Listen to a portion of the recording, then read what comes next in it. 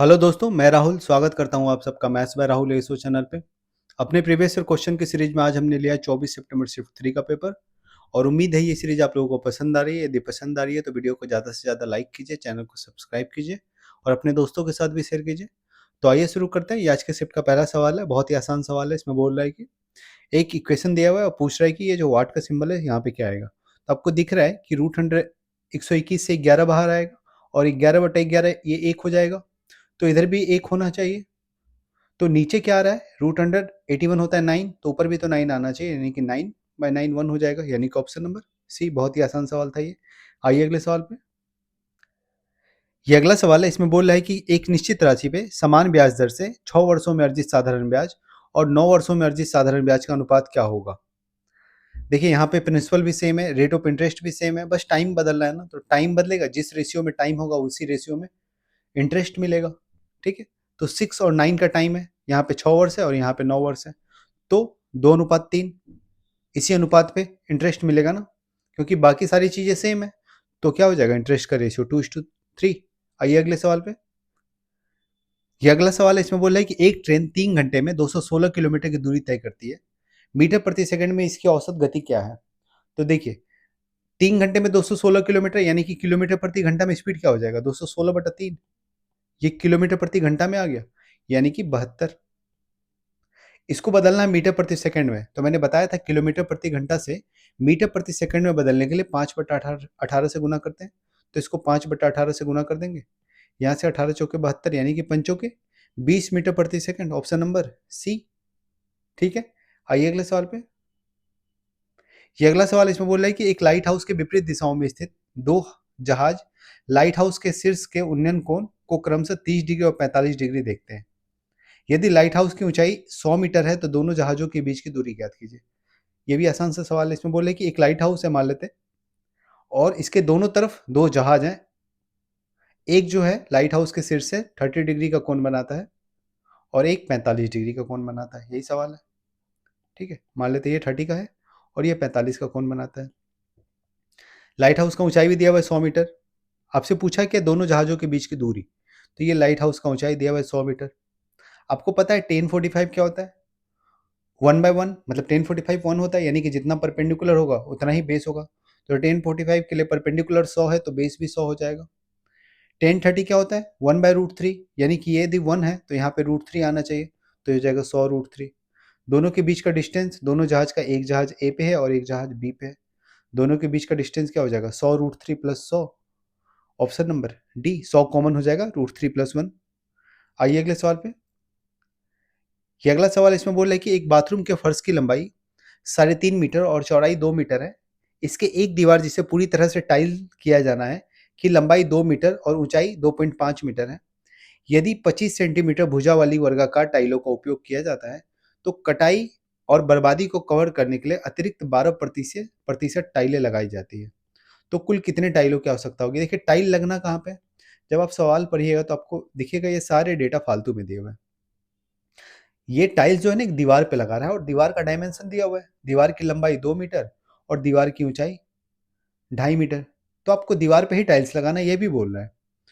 तो सिर्फ दीवार का क्षेत्रफल निकाल लीजिए ना, दीवार का एरिया। तो दीवार का एरिया क्या हो जाएगा, उसका लंबाई गुना ऊंचाई, 2 × 2.5, ये दीवार का एरिया आ गया।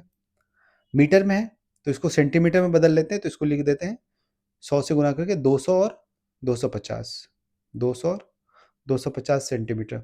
2 को 100 से गुना किया और 2.5 को 100 से गुना किया, ये आ गया आपके दीवार का एरिया। और इसको टाइल्स से ढकना है और टाइल्स का भी एरिया दिया हुआ है, टाइल्स वर्गाकार है तो 25 का स्क्वायर हो जाएगा टाइल्स का एरिया। तो 25 × 25 हो गया टाइल्स का एरिया। इतने ही टाइल्स लगेंगे ना, टोटल दीवार का एरिया डिवाइडेड बाय टाइल्स का एरिया। कितने टाइल्स लगेंगे यहाँ से पता चल जाएगा। देखिए 25 से 10 बार में और ये 25 से 8 बार में, यानी कि 8 × 10 80 टाइल्स लगेंगे। लेकिन सवाल में एक बात और भी बोल रहा है कि बर्बादी को कवर करने के लिए, क्योंकि जब टाइल्स की कटाई होती है तो कुछ टाइल्स बर्बाद हो जाते हैं, तो बर्बादी को कवर करने के लिए 12% एक्स्ट्रा टाइल्स लगेंगे।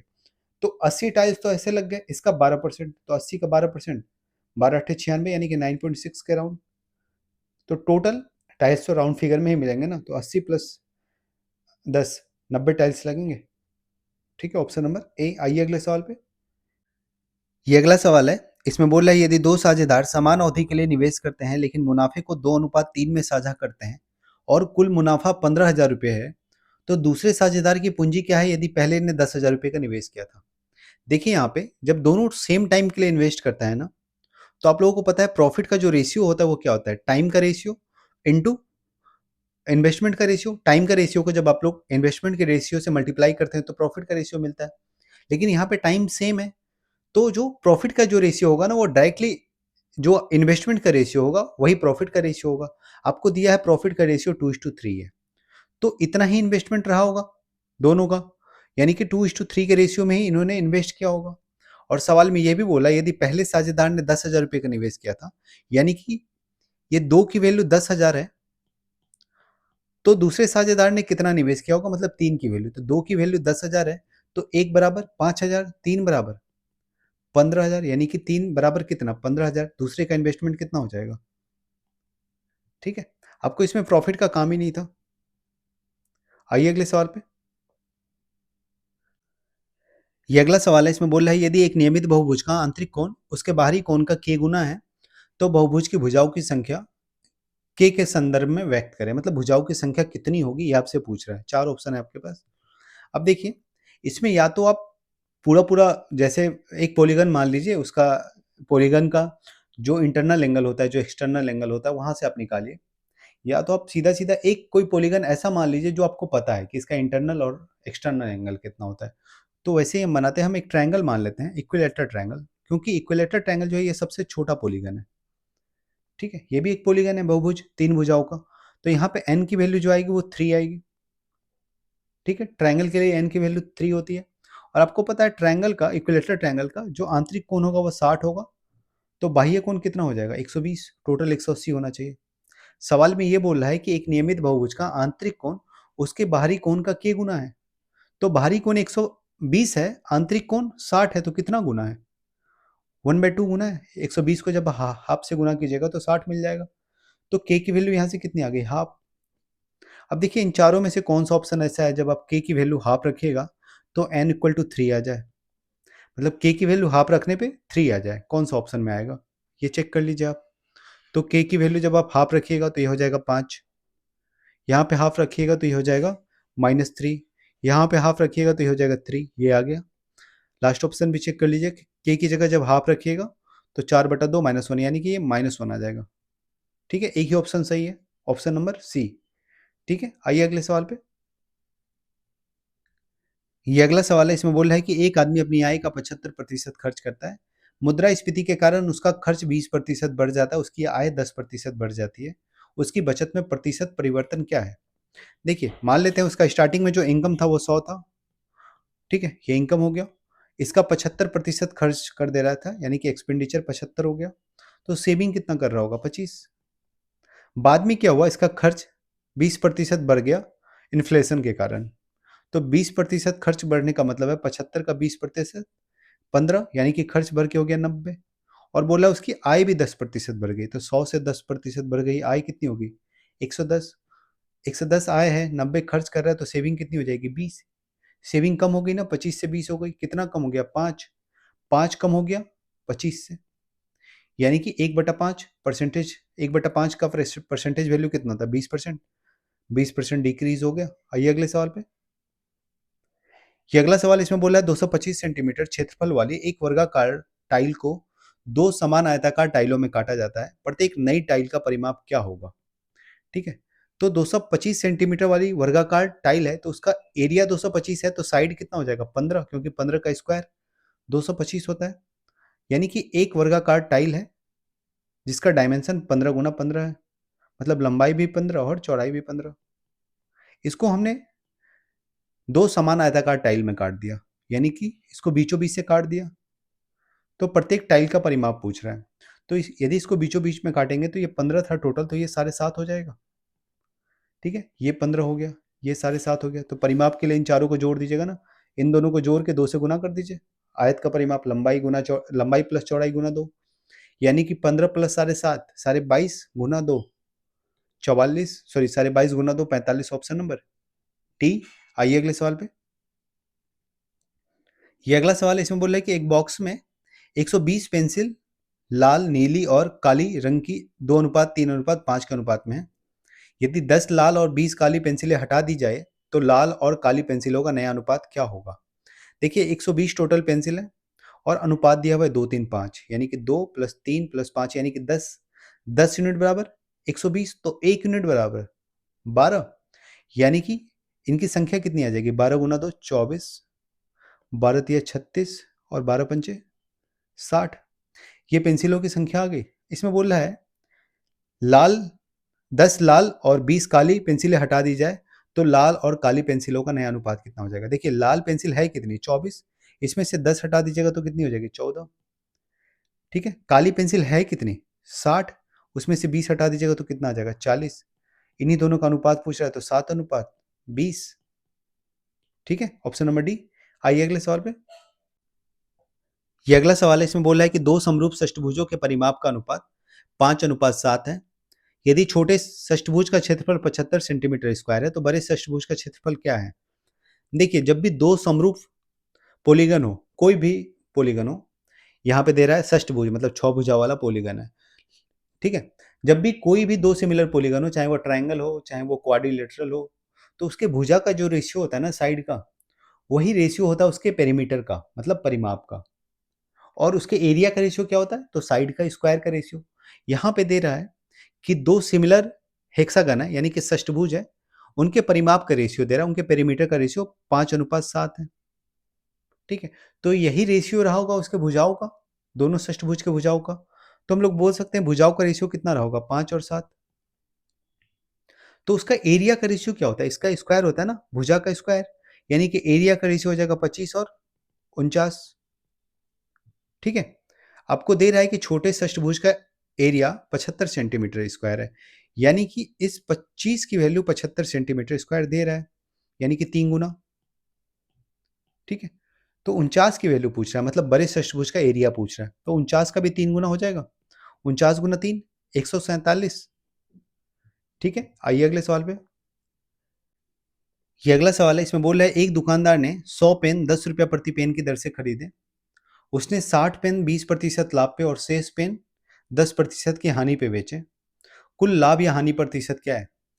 देखिए मैंने आप लोगों को जब परसेंटेज चैप्टर बताया था तो वहाँ बताया था कि परसेंटेज चेंज का एडिशन पे क्या इफेक्ट होता है। तो हम वहाँ मैंने बताया था कि इस सवाल में आपको एलिगेशन लगाने की जरूरत नहीं है, आप उससे सिंपल तरीके से बना सकते हैं कि यहाँ पे जो पेन है ना 2:3:2 में है। जैसे टोटल 100 पेन है, उसने 60 पेन 20% प्रॉफिट पे बेचा, तो बचे हुए 40 पेन 10% के लॉस पे बेचा है ना, यानी कि ये 2:3 है, सॉरी 3:2 है, यानी कि 3:2 है पेन का रेशियो। और ये जो 3 यूनिट है इसको 20% के प्रॉफिट पे बेचा है, और ये जो 2 यूनिट है इसको 10% के लॉस पे बेचा है। ठीक है, अब यहां से देखिए आप सीधा सीधा निकाल सकते हैं कि 3 × 20 60% प्लस 2 × -10 -20% और डिवाइडेड बाय टोटल क्वांटिटी 3 + 2 5। यहां से आ जाएगा आपका प्रॉफिट परसेंटेज या लॉस परसेंटेज क्या होगा। तो 60 और -20 40% बटा 5 8%, प्लस में है तो प्रॉफिट। ठीक है, आप एलिगेशन से भी इसको बना सकते थे। आइए अगले सवाल पे। ये अगला सवाल इसमें बोला है कि 12 परिणामों का औसत 75 है। यदि शीर्ष 2 परिणामों को हटा दिया जाए तो औसत 72 हो जाता है। शीर्ष 2 परिणामों का औसत क्या है? देखिए इसको डिस्ट्रीब्यूशन से बनाते हैं तो 72 परिणामों का औसत 75 था। ठीक है, और 2 उसमें से हटा दिए गए, तो जो अब औसत हो गया ना वो 72 हो गया, मतलब 75 से घट के 72 हो गया 2 नंबर को हटाने के कारण। तो हम मान लेते वो जो 2 नंबर हटाया गया था दोनों की वैल्यू 75 और 75 थी, यानी कि टोटल 150 थी। 75 और 75। ठीक है, क्योंकि जो एवरेज है ना वही हम मान लेते हैं। ठीक है, 12 परिणामों का औसत 75 था और उसमें से 2 परिणाम हटा दिए गए, तो वो जो 2 हटाए गए वो भी 75 × 2 150 हमने यहाँ पे मान लिया। लेकिन हुआ क्या कि जो 10 परिणाम बचे ना उसका भी औसत 75 से घट के 72 हो गया, यानी कि 3 कम हो गया। 10 परिणामों का 2 तो हमने पहले ही साइड कर दिए थे, तो बचे 10 परिणाम, उसका भी औसत 75 से घट के 72 हो गया, यानी कि 3 कम हो गया हर एक पे। तो 10 पे कितना कम हो गया? 30। और ये 30 क्यों कम हुआ? ये 2 परिणाम को हटाने के कारण। तो इन दोनों परिणामों का सम कितना आ जाएगा? 150 + 30 180। इसका एवरेज पूछ रहा है, तो 2 परिणाम है तो डिवाइडेड बाय 2, 180/2 90। ठीक है, आइए अगले सवाल पे। ये अगला सवाल इसमें बोल रहा है कि एक विक्रेता 20% की छूट देता है और छूट के बाद कीमत पे 18% जीएसटी लगाता है। 2000 रुपये की वस्तु पे कितनी राशि दे है? देखिए, 2000 रुपये की कोई वस्तु है तो उस पर पहले 20% का छूट देगा, तो कितना छूट देगा? 2000 का 20%, 400। तो 400 का छूट दिया, यानी कि 1600 में बेचना था, लेकिन 18% का जीएसटी लगा दिया। ठीक है, तो 1600 का 18% कितना होगा? ये होगा, आप यहाँ से डबल जीरो आउट कीजिए। 16 × 18 सीधा सीधा 17 का स्क्वायर माइनस 1 कर लीजिए, तो 17 का स्क्वायर 289 माइनस 1 288। ठीक है, ये आ गया 1888। अच्छा, एक बात, ये उम्मीद है आप लोगों को पता होगा कि मैंने 16 × 18 17 का स्क्वायर माइनस 1 क्यों किया। ये 16 क्या है? 17 माइनस 1 है, और ये 18 क्या है? 17 प्लस 1 है ना? इन्हीं दोनों का गुना है ना, तो a माइनस बी और a प्लस बी क्या हो जाता है? ए स्क्वायर माइनस बी स्क्वायर, यानी कि 17 का स्क्वायर माइनस 1 सीधा सीधा लिख सकते थे इसको। ठीक है, आइए अगले सवाल पे। ये अगला सवाल इसमें बोले कि 24 सेंटीमीटर लंबाई और 10 सेंटीमीटर चौड़ाई वाले आयत के विकर्ण की लंबाई कितनी है? ठीक है, तो ये तो बहुत ईजी है। ये लंबाई है 24 और ये चौड़ाई है 10, इसका डायगोनल निकालना है। आपको पता है ये 90 डिग्री होता है, तो 24 10 और 26 ट्रिपलेट होता है, तो डायगोनल कितना हो गया? 26। आप निकाल भी सकते थे इसको। आइए अगले सवाल पे। ये अगला सवाल इसमें बोला एक दुकानदार एक त्योहार के डील देता है 1000 रुपये से अधिक की प्रत्येक खरीदारी पे फ्लैट 150 रुपये की छूट। यदि कोई खरीदार 1200 रुपये अंकित मूल्य वाली वस्तु खरीदता है तो प्रभावी छूट प्रतिशत क्या है? देखिए, 1000 से ज्यादा की चीज खरीदने पे आपको 150 रुपये की छूट मिलेगी। तो इसने यदि 1200 की चीज खरीदी तो इसको भी 150 की छूट मिली होगी। ठीक है, तो पूछ रहा है छूट प्रतिशत क्या है। तो ये 150 की छूट मिली ना, कितने पे? 1200 पे। तो छूट प्रतिशत क्या है, यहां से निकाल लीजिएगा। परसेंट निकालने के लिए 100 से गुना कीजिए, ये कैंसिल आउट, और 12 से ये कट जाएगा कितने बार में? 12 अट्ठे 12 गुना 12 144 और 0.5 12.5% आ गया। ऑप्शन नंबर ए, 12.5% का छूट मिला। आइए अगले सवाल पे। ये अगला सवाल है, इसमें बोला है सुदर्शन 10 घंटे में 50 पेज कॉपी कर सकता है। सुदर्शन और प्रकाश मिलकर 40 घंटे में 300 पेज कॉपी कर सकते हैं। प्रकाश 25 पेज कितने समय में कॉपी कर सकता है?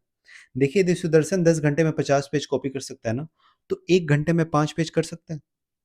ठीक है, तो सीधा सीधा ये लिख लीजिए, सुदर्शन 1 घंटे में 5 पेज कॉपी कर सकता है। ठीक है, अगला बोल रहा है कि सुदर्शन और प्रकाश मिलके 40 घंटे में 300 पेज कॉपी कर सकते हैं। यदि 40 घंटे में 300 पेज कॉपी कर सकते हैं तो 1 घंटे में 300/40 पेज, 300/40 यानी कि 300/40 कितना आ जाएगा? यह आ जाएगा 7.5 पेज। ठीक है, मतलब सुदर्शन और प्रकाश मिलके 1 घंटे में 300/40 यानी कि 7.5 पेज। और पूछ रहा प्रकाश 25 पेज कितने समय में कॉपी करेगा? देखिए, जब यहां से आप देखिएगा तो 1 घंटे में सुदर्शन और प्रकाश मिलके 7.5 पेज कॉपी कर सकते हैं, और सिर्फ सुदर्शन 5 पेज कर सकता था। तो यानी कि प्रकाश 1 घंटे में 2.5 पेज कॉपी कर रहा होगा, यदि आप इन दोनों को घटा दें। ठीक है, यहां से सुदर्शन 1 घंटे में 5 पेज कर रहा था, और उसी 1 घंटे में सुदर्शन और प्रकाश मिलकर 7.5 पेज कर रहे हैं, यानी कि प्रकाश 1 घंटे में 2.5 पेज कर रहा होगा। तो यदि प्रकाश 1 घंटे में 2.5 पेज कर रहा था तो 25 पेज करने में कितने लगेंगे? 10 घंटे। बहुत ही आसान था। आइए अगले सवाल पे। ये अगला सवाल है, इसमें बोला है कि 3 संख्याओं का औसत 35 है। पहली संख्या दूसरी से 20% अधिक है और तीसरी संख्या दूसरी से 20% कम है। यानी कि यदि बीच वाली संख्या को, यानी कि दूसरी संख्या को यदि हम x मान ले तो आपको दूसरी संख्या ही निकालनी है ना। और बोल रहा है पहली संख्या दूसरी संख्या से 20% अधिक है, यानी कि जो पहली संख्या 1.2x है 20% अधिक, जो तीसरी संख्या है दूसरी से 20% कम है, यानी कि जो तीसरी संख्या वो 0.8x इससे 20% कम है। बोला तीनों संख्याओं का औसत 35 है, यानी कि जब इन तीनों को जोड़ के 3 से डिवाइड कीजिएगा तो 35 आना चाहिए। ठीक है, जब इन तीनों को जोड़िएगा तो 1.2x 0.8x 2x हो जाएगा, 2x plus x 3x। Average निकालने के लिए 3 से डिवाइड कीजिए, ये 35 के बराबर है। तो आपसे x का वैल्यू ही तो पूछ रहा है, दूसरी संख्या, तो x 35 आ गया। ठीक है, आइए अगले सवाल पे। ये अगला सवाल है, इसमें बोल रहा है कि sec A minus ten A equal to 1/3 है, तो सेक ए प्लस टेन ए कितना होगा? तो आप लोगों को बताया था मैंने कि सेक ए माइनस टेन ए बराबर एक्स यदि है, ठीक है, तो सेक ए प्लस टेन ए क्या होता है? 1/x होता है, ठीक है। मैंने ये भी बताया था ये कैसे होता है। तो यहाँ से यदि 1/3 है तो सेक ए प्लस टेन ए कितना हो जाएगा? 3 हो जाएगा। Option number B. आइए अगले सवाल पे। ये अगला सवाल इसमें बोला है कि तेल और मिट्टी के तेल के 30 लीटर मिश्रण में तेल और मिट्टी का तेल का अनुपात 2:3 है। कुछ मात्रा में मिट्टी का तेल मिलाया जाता है जिससे अनुपात बदल के 1:2 हो जाता है। मिलाए गए मिट्टी के तेल की मात्रा क्या है? देखिए, तेल और मिट्टी का तेल का जो अनुपात है ना वो 2:1 है, और टोटल मिश्रण जो है वो 30 लीटर का है। तो 30 और यहाँ पे 3 यूनिट, 1 यूनिट 10 आ जाएगा, यानी कि जो तेल होगा वो 20 लीटर होगा और जो मिट्टी का तेल होगा वो 10 लीटर होगा। इसमें बोला है कि इसमें कितना तेल और मिलाया जाए, मिट्टी का तेल मतलब यहाँ पे कितना मिलाया जाए, ठीक है। ये जो है ये तेल है, ऑयल लिख लेते हैं, और मिट्टी का तेल को केरोसिन लिख लेते हैं। केरोसिन को और कितना मिलाया जाए ताकि जो नया अनुपात हो ना वो 1:2 हो जाए, यानी कि 1 की वैल्यू 20 है तो 2 की वैल्यू 40 होनी चाहिए थी ना, यानी कि यहाँ पे कितना मिलाना होगा? 30 मिलाना होगा, तभी तो 10 + 30 40 हो जाएगा। ऑप्शन नंबर ए, मिट्टी का तेल 30 लीटर मिलाया जाना चाहिए। आइए अगले सवाल पे। 3π/4 रेडियन का मान डिग्री में क्या होगा? तो पाई की जगह पे 180 रख दीजिए। पाई की जगह पे 180 रखिएगा तो 180/4 45 × 3 135 डिग्री, ठीक है। साइन एक्स बराबर कोस 3x - 30 है तो x का वैल्यू क्या होगा? तो जब भी साइन ए बराबर कोस बी हो तो a + b 90 डिग्री होता है। मैंने बताया आप लोगों को, तो इन दोनों एंगल को जोड़ने पे भी 90 होना चाहिए। तो यहाँ से x + 3x - 30 = 90 डिग्री होना चाहिए। तो यहाँ से आ जाएगा 4x = 120, यानी कि x की वैल्यू कितनी आ जाएगी? 30 डिग्री, ठीक है। आइए अगले सवाल पे। इसमें बोला यदि किसी त्रिभुज में एक अधिक कोण है तो उसका परिकेंद्र कहाँ होगा? देखिए, किसी भी त्रिभुज का जो परिकेंद्र होता है ना, ठीक है, उसका मतलब होता है कि इन तीनों भुजाओं में हमने एक परपेंडिकुलर बाइसेक्टर खींचा। मतलब यदि यहाँ पे 3 भुजाएं हैं, ए बी, बी सी और ए सी, तो इन तीनों भुजाओं का परपेंडिकुलर बाइसेक्टर जहाँ पे काटता है, जैसे हमने ए बी पे एक परपेंडिकुलर बाइसेक्टर खींचा, कहने का मतलब जो लाइन खींचा वो ए बी पे परपेंडिकुलर भी होगा और ए बी को 2 भागों में बांटेगा भी, 2 बराबर भागों में। इसी तरह से हमने बी सी से भी खींचा और ए सी से भी खींचा। तो ये पॉइंट जहां भी काटती है ना उसको हम लोग कहते हैं सरकम सेंटर, यानी कि परिकेंद्र, ठीक है। और त्रिभुज का जो परिकेंद्र होता है ना वो त्रिभुज के अंदर भी हो सकता है, बाहर भी हो सकता है और त्रिभुज पे भी होता है, ठीक है। सेम ऑर्थो सेंटर की तरह, जैसे मैंने ऑर्थो सेंटर में बताया था लंब केंद्र। तो परिकेंद्र जो होता है जब न्यून कोण त्रिभुज होता है, मतलब जब तीनों कोण 90 डिग्री से कम हो किसी त्रिभुज का, तो उस केस में जो परिकेंद्र होता है वो त्रिभुज के अंदर होता है, याद रखिएगा ये। दूसरी बात कि जब राइट एंगल ट्रायंगल होता है यानी कि समकोण त्रिभुज, तो उसमें जो परिकेंद्र होता है ना वो हाइपोटेनस के बीचों बीच होता है, ठीक है। मतलब ये जो कर्ण है इसको बीचों बीच होता है परिकेंद्र राइट एंगल ट्रायंगल में, ठीक है। और न्यून कोण में, मतलब एक्यूट एंगल ट्रायंगल में कहाँ पे होता है? तो ट्रायंगल के बीच में, मतलब ट्रायंगल के भीतर कहीं होगा। और जब अधिक कोण होता है यानी कि ऑब्ट्यूज एंगल ट्रायंगल, तो उस केस में क्या होता है ना, ये ऑब्ट्यूज एंगल ट्रायंगल यानी कि इसका एक एंगल 90 से ज्यादा है, उसी को ऑब्ट्यूज एंगल ट्रायंगल बोलते हैं। वैसे केस में जो परिकेंद्र होता है वो ट्रायंगल के बाहर होता है, ठीक है। यानी कि इसका आंसर हो जाएगा आउटसाइड द ट्रायंगल, क्योंकि ये अधिक कोण की बात कर रहा है ऑब्ट्यूज एंगल ट्रायंगल की, ठीक है। आइए अगले सवाल पे। ये अगला सवाल इसमें बोला है कि केंद्र O वाले एक वृत्त में जीवा ए बी और सी डी की लंबाई बराबर है। यदि O से ए बी की दूरी 8 सेंटीमीटर है तो O से सी डी की दूरी क्या होगी? सेम सवाल है। तो मैंने बताया था कि जब भी दो जीवा बराबर लेंथ की हो ना तो सेंटर से उनका डिस्टेंस बराबर होता है, ठीक है। तो यहाँ पे ए बी और सी डी दोनों जीवा समान लेंथ की है, मतलब इनकी लंबाई बराबर है। और ओ से यदि ए बी की दूरी 8 सेंटीमीटर है तो ओ से ओ सेंटर है, ओ से सी डी की भी दूरी 8 सेंटीमीटर ही होगी, ठीक है। दो जीवाएं यदि समान लेंथ की है किसी सर्कल में तो दोनों की दूरी सेंटर से सेम ही होती है। ये आज का आखिरी सवाल है। इसमें बोला है एक वृत्त जिसका व्यास 10 सेंटीमीटर है, एक रेखा वृत्त की स्पर्श रेखा है, स्पर्श बिंदु पे स्पर्श रेखा और व्यास के बीच का कोण क्या है? ये बहुत बार बताया हूं आप लोगों को कि किसी भी ट्रायंगल, किसी भी सर्कल में जो स्पर्श रेखा होता है यानी कि जो टेंजेंट होता है वो रेडियस के साथ 90 डिग्री बनाता है।